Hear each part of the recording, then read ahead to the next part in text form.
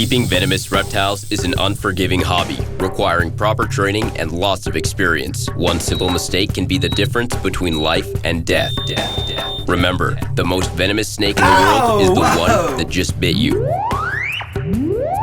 There are no venomous snakes with training wheels. Just because you see Viperkeeper handle snakes a certain way does not mean you should try it too.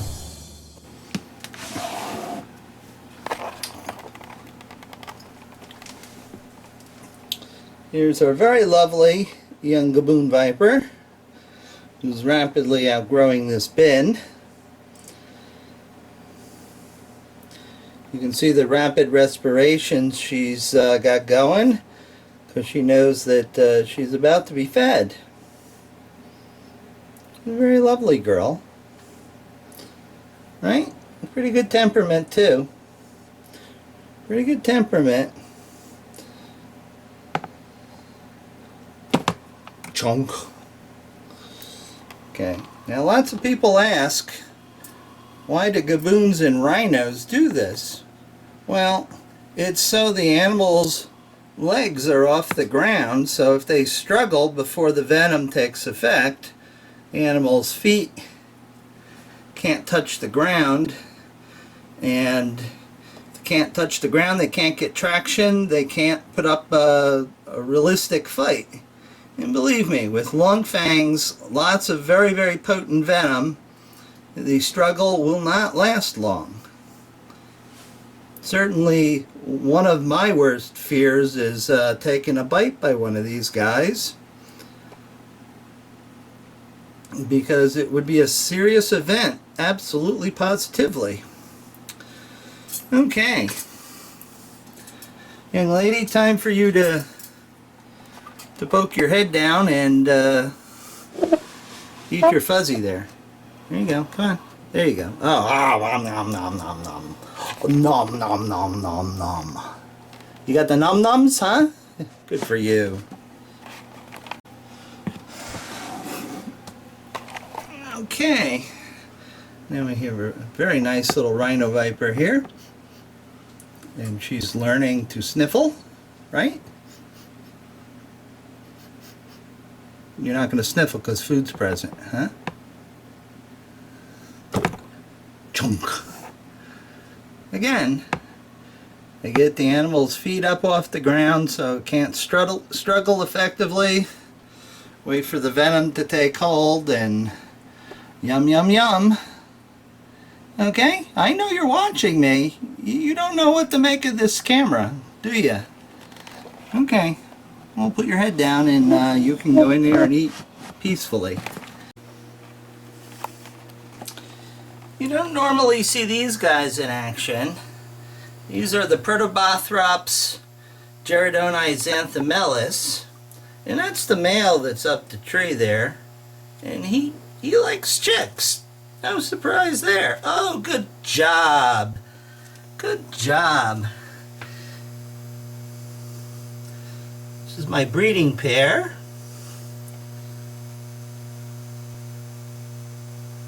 The male really likes chicks. And the female, she'll pretty much eat anything that comes by. Hey, Viperkeeper here. Everybody knows how these sort of expensive light fixtures for your reptile cage costs. Well, I really got tired of paying $35 for a light fixture and 2 light bulbs. So what I've been doing is slowly, systematically, as the fixtures fail. Now, I don't know if it was the bulb or the fixture, but sometimes it's both, sometimes it's one or the other. So what I've been doing is replacing them with fixtures that you would use for your house that I would pick up at Home Depot or Lowe's. I'm not endorsing either one of those, but that's where I get them. And You get this 8-10-inch lighting fixture. This one happens to be made by GE, but again, it's, I'm not endorsing it. It's just that these what I found are the right size, and they're easy to work with, and most importantly, they're very inexpensive. They're like $10 or $11 each, and they have a very common bulb size, so I can replace the fantastic F15 T8s that are made in China with a daylight bulb made here in the US that I use in all my cages. These are a bit more expensive than these cheap Chinese bulbs, but these are poisoning hundreds of Chinese workers that are making them because, of course, China doesn't necessarily have the safety standards that we have here in the US and in Europe. That's why they're made so cheap, folks. But in the process, these bulbs, of course, have mercury in them. The plant, has lots of mercury in it, which is polluting the environment, but it's also killing the workers because they're all getting mercury poison, which is a heavy metal toxin that rots out your kidneys and kills brain cells. So at any rate, I get this very nice GE fixture, and you have to be able to wire it yourself, but it's really quite simple because all you have to do is put the right colored wires with the right colored wires and you're good to go. So we've got the main portion of the fixture, and what we'll do is we'll attach the wires accordingly. We have the ground wire, green and yellow, and here I have a green and yellow wire. And that's all very easy to put together. You wrap the two together. You put a wire nut on. You get a piece of electrical tape, which is usually standard fare in most reptile rooms. We use them for taping containers closed primarily, so the little beasties don't get out during transport or something like that. This is just to ensure that the wire nut indeed stays where it's supposed to and provides additional insulation. Now there's the ground wire. Now the white wire goes with the white wire. I think even Minty could manage that, guys, right? Everybody agree?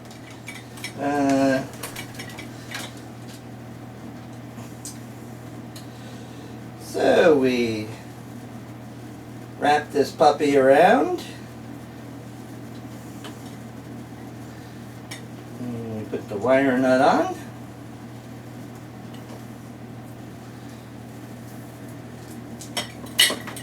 And you can either wrap and tear the electrical tape, but it has a tendency to get creased, or you can just cut about 5 centimeters off, or 3 inches or so. I'm not saying that 3 inches and 5 centimeters are equal, but I'm just saying someplace in that range.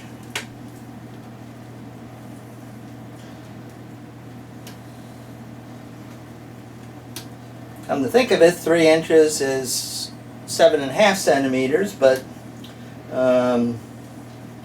let's not even think about it. We're making this much more complex than it has to be. So here we've got the black wires. The black wires are traditionally the hot wire, which means that it carries the juice and the white wire is the neutral, which completes the circuit and allows the very nice but dangerous electrons to flow.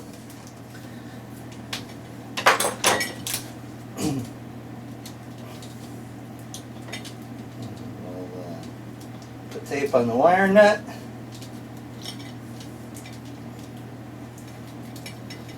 Okay, that's done. Now all that lovely hardware is tucked into the box.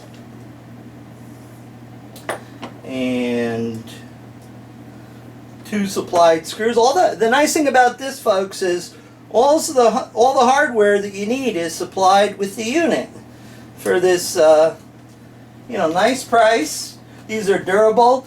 And one of the more fantastic things about these little lights, if you wanted to go through the trouble, you could actually replace parts on it rather than throw them in the trash like I do with the ones that we get from the reptile dealers or the reptile supply dealers.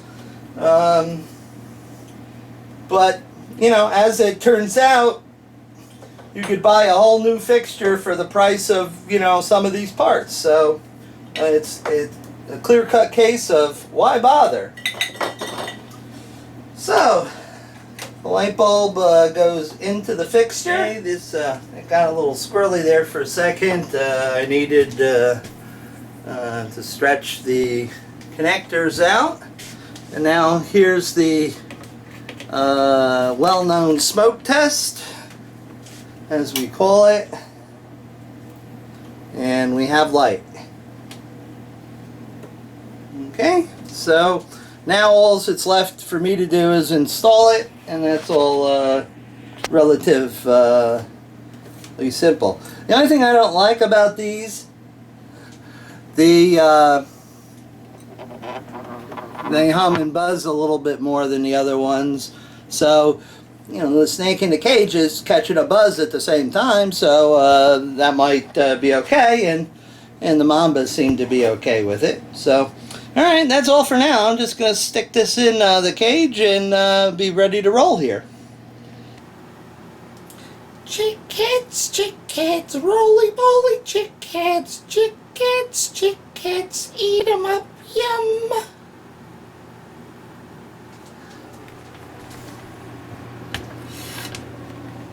Chickens, chickens, roly-poly fit chickens, chickens, chickens, eat them up, yum. There you go, Mr. Brown.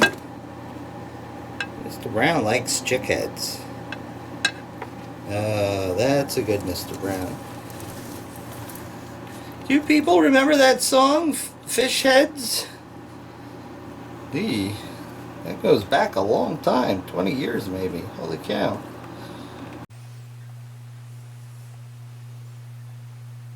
There's the Gabby enjoying her rat. She's down in a very cool spot in the snake room. Of course she has heat, but I've been giving her very small rodents compared to her body weight so she doesn't regurgitate the larger ones. Because that's no throwing up for anybody out there who's thrown up, and it's virtually everybody. That's just not fun to do. Well, of course, unless you're anorexic or bulimic, you've got to like to do it, if you have that affliction, because that's the way you become, really emancipated and, emancipated? I don't know if that's the correct word I'm looking for. Not emancipated, it's, emaciated, there we go. That word was kicking around. Become emaciated and die, usually of a cardiac arrhythmia, because your electrolyte balance is way off. Okay, well, that's why she's getting a small meal so she doesn't throw up. Okay, you vile little toad, you. He's just going to be all over the place until he gets something to eat. Here. It's over here. No, not my arm. You'd be surprised how far these guys can come out of their cage. Look at that, that's a good 2 feet. Hey.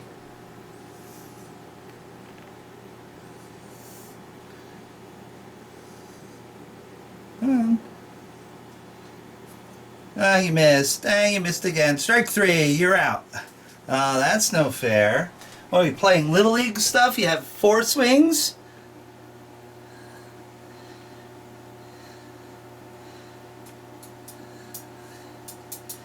Good old Moorish vipers. Foul creatures. Okay, Mr. Moorish Viper shed out today and is as belligerent as ever. As we can see. Really? You think that bothers me? Huh? Ah. See, these guys are nasty. Maybe you'd be more interested in something to eat rather than messing with the camera. Come on. No, that's my arm. That's my arm. Come and get Mr. Rodent here. Come on. You gonna bite and hold? Okay, there you go. There you go. Oh, you're very happy to go back into your hidey spot there, huh? And your cage needs some cleaning, I see. Oh, that's a joyous event. Okay, enjoy.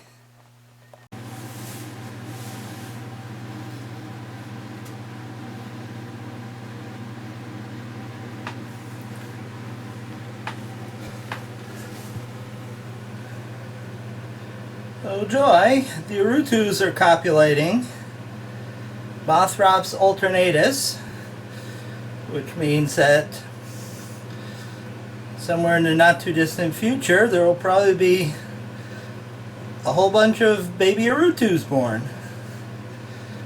And these guys are rather foul-tempered and very, very hot animals. Not something that you would really, really want to be bitten by. Not that anything in this room would be a joy.